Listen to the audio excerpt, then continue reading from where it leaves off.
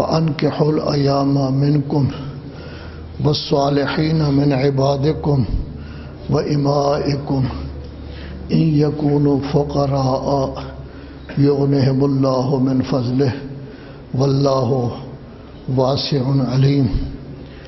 فطرتاً انسان کی پیدائش کا سلسلہ توالد تناسل اس وقت متحقق ہو سکتا ہے جب عورت اور مرد دونوں ہوں۔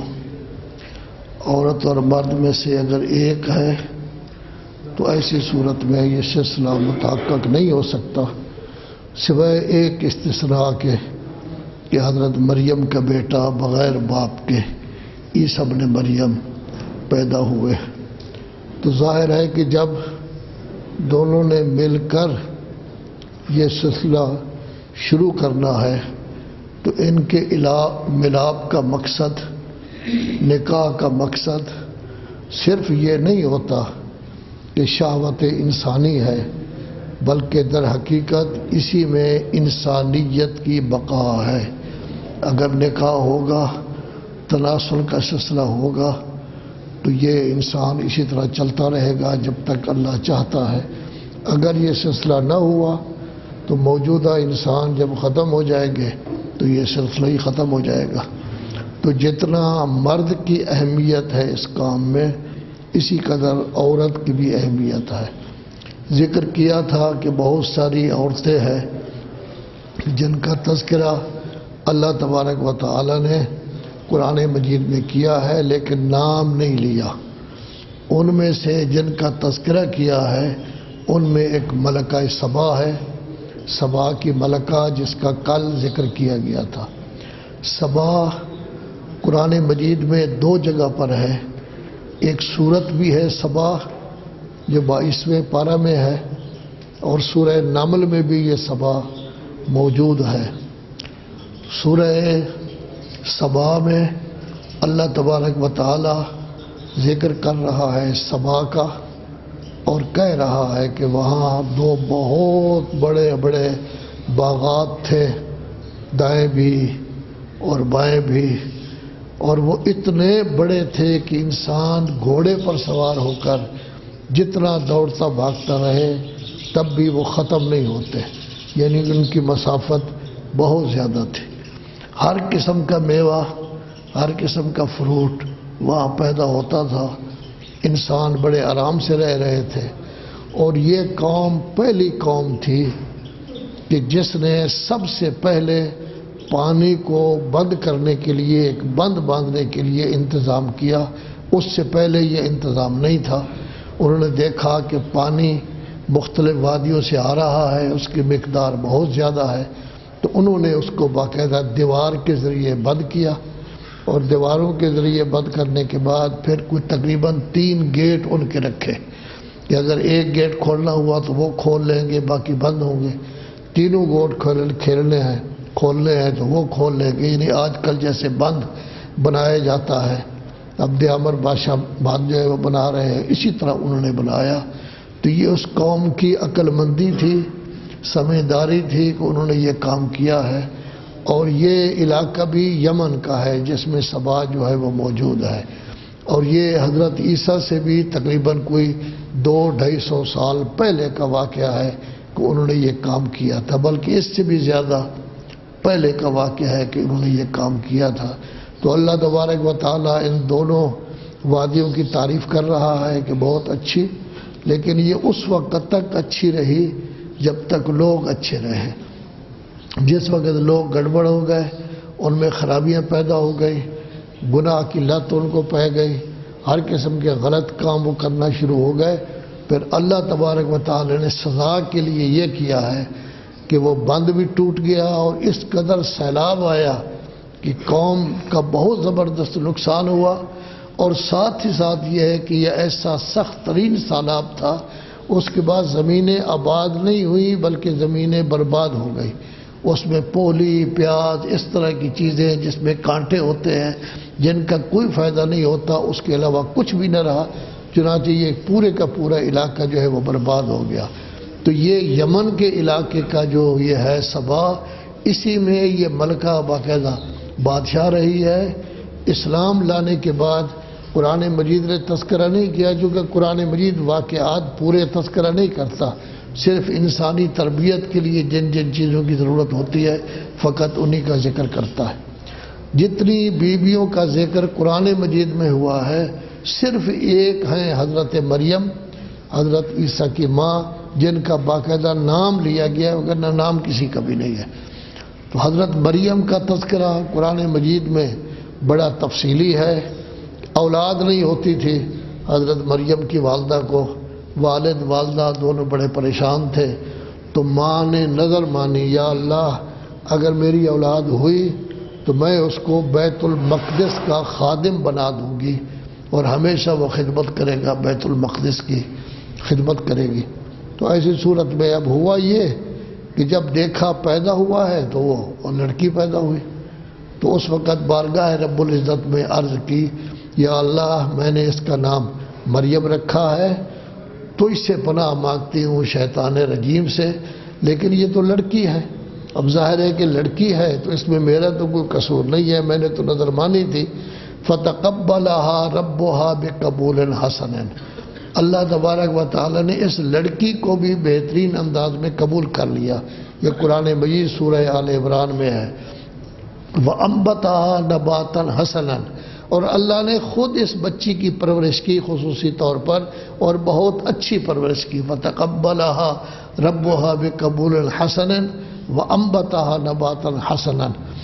اب کس طرح ان کی تربیت ہو رہی تھی کہ جب بھی حضرت زکریا جو ان کی خالہ کے شوہر تھے اور ان کے کفیل بنائے گئے تھے، جب وہ بھی آتے محراب میں داخل ہوتے تو دیکھتے وہاں مختلف قسم کے میوے پڑے ہوئے ہیں، عجیب عجیب میوے، بڑے حیران ہوتے، پوچھتے مریم یہ کہاں سے آئے ہیں؟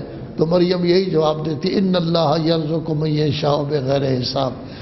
حضرت مریم کو جو نعمات ہر روز اللہ تبارک و تعالیٰ کی طرف سے مل رہی تھی، انہوں نے حضرت زکریا کے دل میں یہ خیال پیدا کیا کہ دیکھو جب ان کا یہ کام اللہ تبارک و تعالیٰ براہ راست میوے بھیج رہا ہے تو کیوں نہ ہو میں بھی اولاد ہوں، تو ایسی صورت میں کیوں نہ اللہ تبارک و تعالیٰ سے اولاد مانگوں۔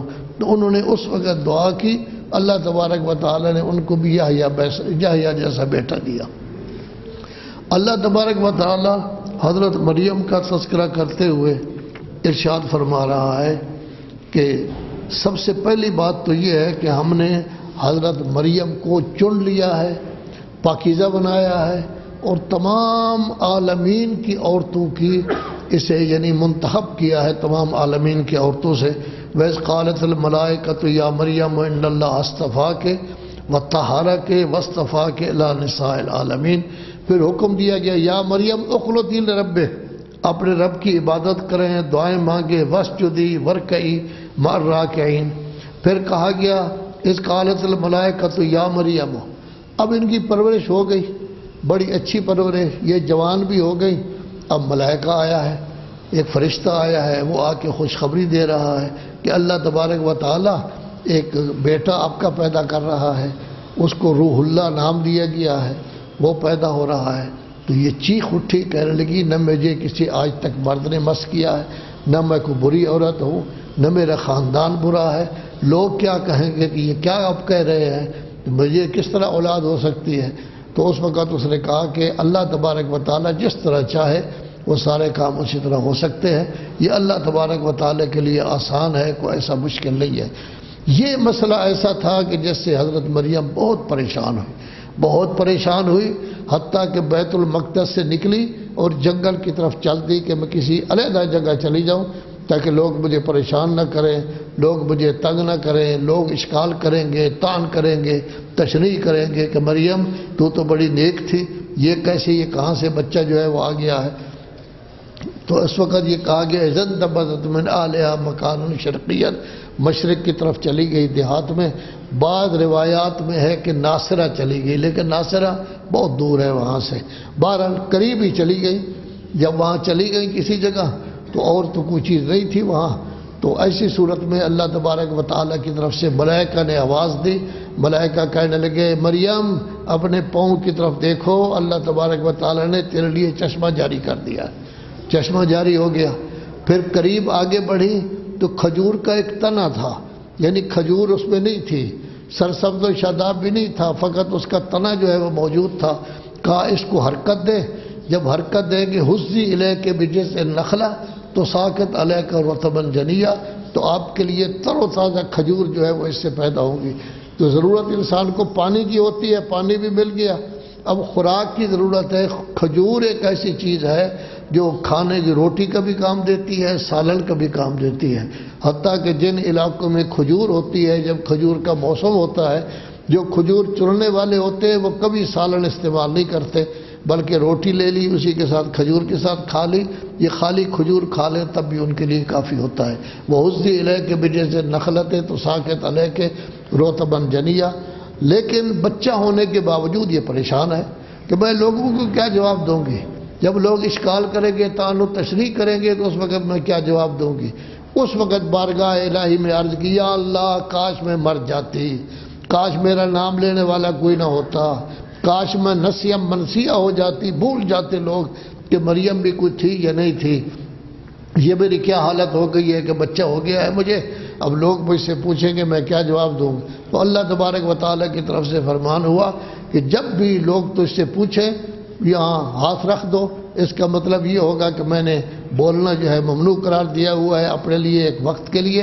جیسے حضرت زکریا کو کہا گیا تھا 3 دن آپ نے نہیں بولنا، کسی سے بات نہیں کرنی، کسی سے ملنا بھی نہیں ہے، اللہ کا ذکر کرتے رہے، اللہ کا ہی فقط تذکرہ کرتے رہے۔ جیسے ہم اعتکاف نہیں بیٹھتے، 3 دن کا اعتکاف بیٹھتے رہے، لیکن ہم نے تو اس کو کمپٹیشن کا مرکز بنا دیا ہے نا، موبائل بھی چلتے رہتے ہیں، باتیں بھی چلتے رہتے ہیں، لڑکے باتیں بھی کرتے رہتے ہیں اور کہتے ہیں اعتکاف بھی ہے، یہ تو ایک پکنک بن گیا ہے۔ وگرنہ اصل یہی ہوتا ہے کہ اللہ کے ذکر کے علاوہ نمازیں، قرآن مجید، اللہ کے ذکر کے علاوہ آدمی کو کام ہی نہ کرے۔ تو اب ظاہر ہے کہ جب یہ ہو گیا تو وہ بیچاری بڑی پریشان ہوئی۔